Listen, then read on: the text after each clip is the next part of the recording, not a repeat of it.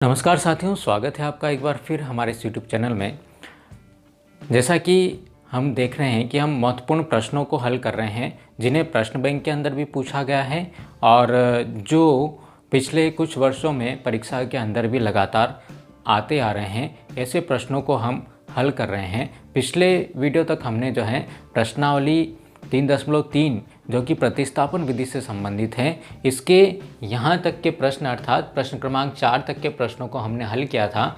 आज हम देखने वाले हैं यहाँ पर अभी प्रश्न क्रमांक 5, 6 और 7। देखिए, प्रश्न क्रमांक 5 जो है इम्पोर्टेंट बन रहा है और प्रश्न क्रमांक 6 उदाहरण नंबर 9 पेज नंबर 58 पर है। और प्रश्न क्रमांक 7 की हम बात करें तो यहाँ पर ये जो प्रश्न है ये प्रश्नावली 3.4 का है और जिसे वज्र गुणन विधि के अंदर जो है दिया गया है। 3.4 का नहीं है, 3.5 का प्रश्न होगा जिसको वज्र गुणन विधि के अंदर दिया हुआ है, लेकिन अपने को इसको वज्र गुणन विधि से हल नहीं करना है। क्वेश्चन बैंक में भी इसको जो है प्रतिस्थापन विधि से ही हल किया हुआ है।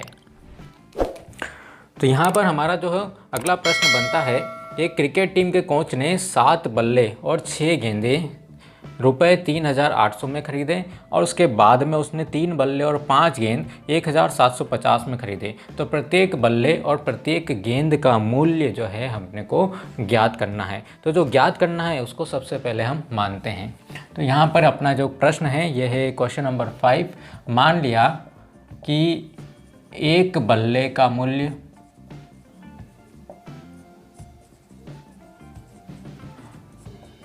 x रुपए है और एक गेंद का मूल्य ये मिल गया अपने को y रुपए हमने मान लिया। तब वो क्या करता है कि 7 बल्ले खरीदता है। एक का मूल्य x है तो 7 का मूल्य कितना हो जाएगा? 7 का मूल्य अपने को मिलेगा 7x के बराबर। और 6 गेंद, एक गेंद का मूल्य y है तो 6 गेंद का कितना मिल जाएगा? 6y। जब दोनों साथ में खरीदता है तो अपने को यहाँ पर क्या करना पड़ेगा? दोनों के मिला करके वो जो है 3,800 रुपये उसको देना पड़ते हैं। दूसरी स्थिति हमारी ये दे रखी है कि उसने 3 बल्ले और 5 गेंद, 3 बल्ले का मूल्य 3x, 5 गेंद का मूल्य 5y कितने में खरीदे? 1,750 रुपये में खरीदे। तब उसको जो है अपने को क्या करना पड़ेगा कि अब हमें इन दोनों से जो है x का और y का मान निकालना है। अर्थात हमें जो है एक बल्ले और एक गेंद का मूल्य जो है यहाँ पर ज्ञात करना है। क्योंकि गुणांक 1 जो है किसी भी समीकरण में नहीं है, आप किसी भी समीकरण से मान निकाल लीजिए। यहाँ पर हम समीकरण नंबर 2 ले लेते हैं। समीकरण 2 से तो आप x का मान निकाल लें या फिर y का मान निकाल लें।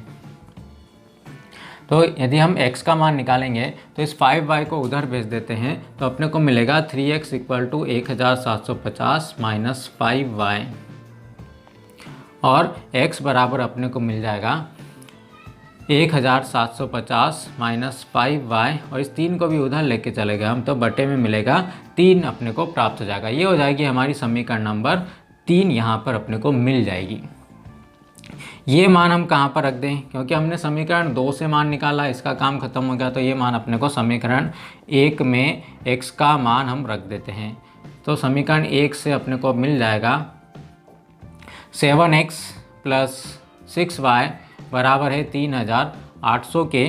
तो यहाँ पर x का मान हम रख देते हैं 7 गुना कितना हो जाएगा यहाँ पर 1750, 1,750 माइनस 5y बटे 3 और प्लस कितना है 6y बराबर कितना है 3,800। सबसे पहले क्या करें? 7 का गुणा करवाएं 1750 में, अंदर गुणा करवा देते हैं। तो 7 × 5 = 35, हासिल 3, 7 49, 52 हो जाएगा। 49 और 3 52, 52 और कैरी लगा 5, यहाँ पर हासिल लगेगा तो 7 × 7 और 5 12 माइनस इस 7 का गुणा 5y में भी होगा तो माइनस 35y बटे कितना मिलेगा यहाँ पर 3 धन 6y बराबर कितना हुआ 3,800 के। अब इस 3 को भी अपने को हल करना है तो 3 को हम एलसीएम लेकर के जो है उधर लेकर के चले जाते हैं और इसको हल कर लेते हैं। तो 12,250 माइनस 35y, जब 3 उधर जाएगा तो एलसीएम में देखिए 3 का गुणा इसमें भी होगा, 6 × 18y हो जाएगा और 3 का गुणा इधर भी हम करवा देते हैं 3,800 में, तो 8 × 24 मिल गया अपने को, 2 लगा, 3 × 9 और 2 11। 11,400। तो यहाँ पर अपने को मिल जाएगा -35y और धन के 18y, तो इससे दोनों हल करेंगे तो -17y मिलेगा। उधर पहले से अपने पास में 11,400 था और इस 12,250 को भी हम उधर लेकर के चले गए तो 12,250। अब बड़ी संख्या कौन सी है? 12,250 जो है हमारे पास में जो है क्या है, बड़ी संख्या है। तो इधर हमारे पास में मिल रहा है -17y। तो 12,250 में से 11,400 को हम घटा देते हैं। 12,250 माइनस 11,400, तो 50 यहाँ मिल गया। 12 में से 4 गया तो अपने को 8 मिल जाएगा और ये 0 0 अपने को मिल जाएगा। तो माइनस के 850, क्यों? क्योंकि माइनस वाला नंबर है, बड़ा है। तो y का मान अपने को यहाँ से मिल जाएगा -850 बटे -17। तो y इक्वल टू मिल जाएगा 17×5 = 85 और ये 0 आपका 850 वाला। तो y का मान जो अपने को कितना मिल गया? 50 मिल गया। इसलिए समीकरण नंबर 3 से, समीकरण 3 क्या थी हमारी? x equal to 1750 minus 5y बटे 3, 1750 माइनस 5 गुना, यहाँ पर y का मान रख देंगे हम 50 बटे 3। तो 1750 माइनस 250 बटे 3 मिला कितना? 1500 बटे 3, अर्थात यहाँ पर मिलेगा अपने को 500। तो एक बल्ले का मूल्य अपना जो है, कैस किसको माना था हमने? x माना था एक बल्ले का मूल्य, और y किसको माना था? एक गेंद का मूल्य। अगले क्वेश्चन की हम बात करें तो यहाँ दिया हुआ है 2 पेंसिल और 3 रबर का मूल्य 9 रुपये है, 4 पेंसिल और 6 रबर का मूल्य 18 है। तो प्रत्येक पेंसिल और प्रत्येक रबर का मूल्य ज्ञात कीजिए। तो हम मान लेते हैं, क्या मानेंगे? माना कि जो ज्ञात करना है, क्या ज्ञात करना है हमें?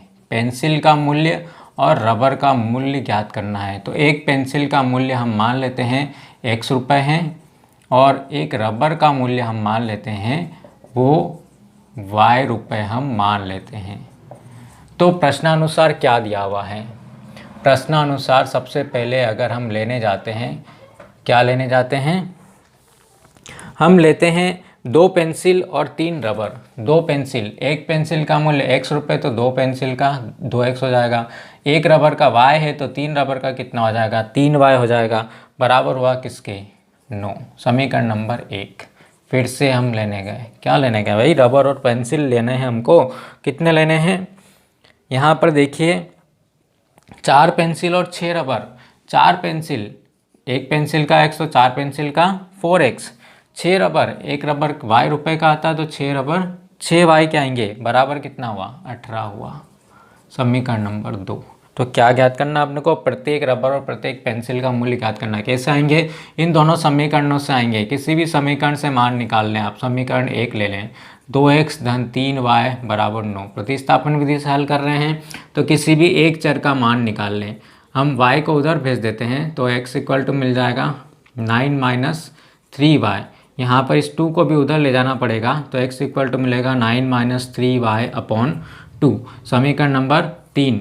ये मान कहाँ रख देंगे? समीकरण नंबर 2 में रखने पर, क्योंकि x से आपने मान निकाला, इसका काम खत्म हो गया। अब समीकरण नंबर 2 में x का मान हम रख देते हैं, x का मान प्रतिस्थापित कर देते हैं तो अपने को जो है यहाँ से y का मान जो है मिल सकता है, क्योंकि पूरी समीकरण जो है अपनी किस में चेंज हो जाएगी? एक ही चर के अंदर परिवर्तित हो जाएगी, y के अंदर परिवर्तित हो जाएगी। तो 4 और x का मान कितना है? 9 minus 3y upon 2 plus 6y बराबर मिला 18 के। अब यहाँ ये इधर कैंसिल नहीं होगा क्योंकि यहाँ पर बीच में क्या है? प्लस है। केवल गुणा में कैंसिल होगा तो 2 का इधर कैंसिल हो जाएगा तो अपने को यहाँ पर कितना मिलेगा? 2 दूना 4, 2 यहाँ से अपने को मिल जाएगा। 9 माइनस 3y ब्रैकेट में है प्लस 6y बराबर मिला किसके? 18 के। 2 का गुणा करवाइए, 9 दूनी 18 माइनस 3 दूनी 6y प्लस 6y बराबर 18। यहाँ हम क्या देख रहे हैं? 6y से 6y हमारा कैंसिल हो गया तो 18 बराबर कितना मिला? 18। क्या सवाल हमने गलत किया है कुछ? नहीं, सवाल तो हमने सही किया है, मान भी सही निकाला है, सही रखा है। तो हमारे पास में LHS RHS क्यों आ रहा है? तो यहाँ पर देखते हैं हम, समीकरण 1 से मान निकाला और 2 में रखा। 1 में तो हमने रखा नहीं, 1 का 1 में रखते तो LHS से RHS आता। तो यहाँ पर 18 बराबर 18 हो रहा है। तो हम चलते हैं अब इसके गुणांकों के ऊपर।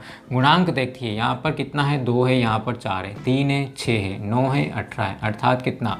1/2 बराबर 1/2 बराबर 1/2। ये 1/2 कैसे आया? A1/A2 बराबर B1/B2 बराबर C1/C2 से अपने को मान मिल रहा है। मतलब यह 18 बराबर 18 है, ये कैसा कथन हो गया? 18 तो 18 के बराबर ही होता है भाई। अतः यह कैसा है? यह एक सत्य कथन है। सत्य कथन है मतलब y के प्रत्येक मान के लिए सत्य है, और जब y के प्रत्येक मान के लिए सत्य है तो x के भी प्रत्येक मान के लिए सत्य होगा। अर्थात हम यहाँ से y के बहुत सारे मान निकाल सकते हैं। जब y के बहुत सारे मान निकलेंगे तो x के भी जो है कैसे मान निकलेंगे? x के भी यहाँ से हम बहुत सारे मान निकाल सकते हैं। और ये स्थिति कब बनती है? जब समीकरण निकाय का अनंत अनेक हल होता है, इसलिए ये स्थिति बनती है। तो यहाँ पर हम लिखेंगे कि ये जो दिए गए समीकरण है, समीकरण निकाय के अनंत अनेक हल हैं, या अपरिमित रूप से अनेक हल अपने को प्राप्त होंगे। एक स्थिति तो हम देख चुके हैं जिसमें हम हल कर रहे हैं और x और y का कोई ना कोई एक निश्चित उत्तर आ रहा है। दूसरा हमने देखा कि अगर सत्य कथन आ जाता है तो हम यहाँ पर लिखेंगे अनंत अनेक हल है। अगर कभी यहाँ पर असत्य कथन आ गया, मतलब 18 बराबर हो गया किसके? 0 के, तो हम लिख देंगे कि ये 18 0 के बराबर नहीं हो सकता। और ऐसा कब हो सकता है? जब यहाँ पर इसका कोई हल नहीं होगा, उस स्थिति में हम लिखेंगे कि यह असत्य कथन है और समीकरण को लिख देंगे कि इस समीकरण का जो है कैसा हल मिलेगा? अपने को कोई हल नहीं मिलेगा। तो इस तरीके का एक सवाल भी जो है परीक्षा के अंदर पूछा हुआ है, तो अगर आ जाए कभी तो कंफ्यूज होने की अपने को ज़रूरत नहीं है। बढ़ते हम अगले सवाल की तरफ। एक भिन्न 1/3 हो जाती है। बहुत इंपॉर्टेंट क्वेश्चन है, और इस टाइप का कोई भी प्रश्न जो है अगर हमसे पूछा जाए तो आप इस क्वेश्चन को अच्छे तरीके से देख लीजिए। समीकरण किस प्रकार बनेगी? समीकरण बनाना इम्पोर्टेंट है, बाकी तो हम उसको आसानी से हल कर सकते हैं। प्रश्न चाहे कोई भी हो, प्रश्न करने का तरीका जो है, हल करने का तरीका अपने को आना चाहिए। तो एक भिन्न 1/3 हो जाती है जब उसके अंश से 1 घटाया जाता है, और 1/4 हो जाती है जब हर में 8 जोड़ दिया जाता है। तो भिन्न ज्ञात करना है। देखिए, भिन्न के बारे में हम जानते हैं कि भिन्न कैसी होती है। भिन्न जो होती है उसमें होता है अंश और हर। तो हम यहाँ पर मान लेते हैं, माना कि भिन्न का जो अंश है वो x है और हर जो है वो कितना है? y है। इसलिए हमारी जो भिन्न बनेगी वो कितनी बनेगी? भिन्न इसे बोलते हैं अंश और हर बटे वाली संख्याओं को हम भिन्न कहते हैं, इसलिए हमारी भिन्न यहाँ पे हुई x/y। अब पहली स्थिति में देखिए प्रश्नानुसार क्या दे रखा है कि ये जो भिन्न है ये किसके बराबर हो जाती है? 1/3 के बराबर हो जाती है। लेकिन कब होती है? जब उसके अंश से 1 घटाया जाता है। यानी कि अंश मतलब x में से अगर हम 1 घटा लें तो भिन्न 1/3 हो जाती है। अब इसको समीकरण में परिवर्तित करने के लिए क्रॉस गुणा कर दीजिए। क्रॉस मतलब इसका गुणा इधर होगा और इसका गुणा इधर होगा। y का गुणा 1 में कराए तो y मिलेगा और 3x - 1 मिल जाएगा। तो y का मान अपने को यहाँ से मिल जाएगा 3x - 3 के बराबर अपने को ये मान मिल जाएगा। ये हो जाएगी समीकरण नंबर 1। दूसरा, फिर से हम चलते हैं कि इस भिन्न का कितना हो जाता है मान, कि भिन्न का मान 1/4 हो जाता है। भिन्न का मान 1/4 हो जाता है। कब हो जाता है? जब हर में 8 जोड़ दें। हर अर्थात y के अंदर अगर हम 8 जोड़े तो भिन्न का मान 1/4 हो जाता है। गुणा करवा देते हैं इसका, तो 4 का x में मल्टीप्लाई हो तो 4x = अपने को मिलेगा y + 8। ये हो गई हमारी समीकरण नंबर 2 चल रही है।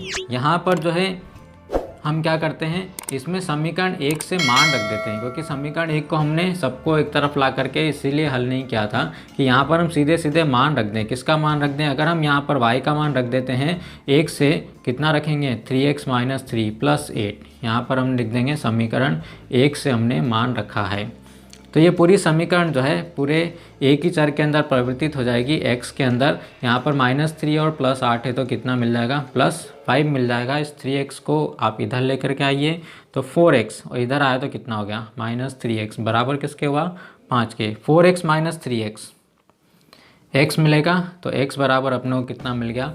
5 मिल गया। जब x बराबर 5 मिला है तो समीकरण नंबर 1 से y का मान भी मिल सकता है। समीकरण 1 थी 3x - 3, तो y का मान मिलेगा 3 × x का मान कितना आया? 5 - 3। हल कर लीजिए, 5 × 15, पहले गुणा होगा फिर हम उसको घटाएंगे। ऐसा नहीं कि पहले आप घटा ले, 5 में से 3 गया 2 और 3 में 2 का गुणा 6 हुआ तो रॉन्ग हो जाएगा। बोर्डमास नियम अपने को पता होना चाहिए। 15 में से 3 गए, कितने बचे? यहाँ पर मिलेंगे अपने को 12। इसलिए हमारी भिन्न अभी अपने को नहीं मिले। अभी अपने को x और y के मान प्राप्त हुए हैं, इसलिए भिन्न x का मान कितना है 5 है और y का मान कितना है 12 है, इसलिए हमारा आंसर ये होगा 5/12। तो इस वीडियो में इतना ही, मिलते हैं हम अगले वीडियो में जिसमें हम बहुत ही महत्वपूर्ण प्रश्नों को भी हल करने वाले हैं और साथ ही कुछ और इम्पोर्टेंट प्रश्न जो परीक्षा के लिए बहुत इम्पोर्टेंट बनते हैं। बने रहिए हमारे साथ और चैनल को सब्सक्राइब करना मत भूलिए। इसे अपने दोस्तों में शेयर ज़रूर कीजिए और लाइक करना ज़रूर याद रखिए। Have a nice day. Thank you.